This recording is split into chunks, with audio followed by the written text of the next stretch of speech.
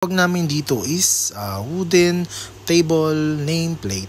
So, pwede name at saka business. So, business yung ginawa natin dito.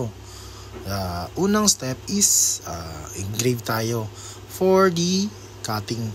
So, ayan.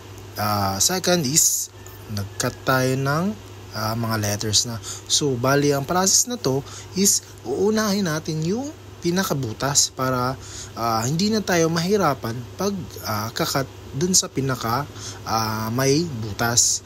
So, first is cutting tayo ng mga may butas, tapos iisa-isahin na natin yung pagkakat ng letters natin. So, bali, eto maraming butas sa letter E, tapos B, ayan. Tapos, iisa-isahin na natin yung pagkakat natin.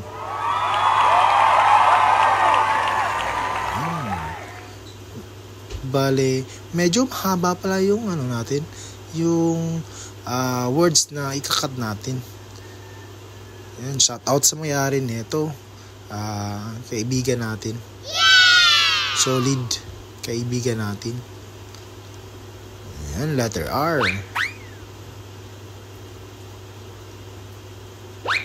Letter A. Tapos dito is para magkaroon tayo ng magandang background dun sa pinaka letters natin. So sinunog natin yung kahoy. So hindi naman siya consistent na pare-pareho. So basta magkaroon lang ng kulay yung kahoy natin na sasabay sa grain niya. So, maganda din ang lalabas na ito. Then, ito, nilagyan natin ng mahabang ruler para yung alignment is straight na straight talaga. Tapos, saka natin inassemble isa't isa.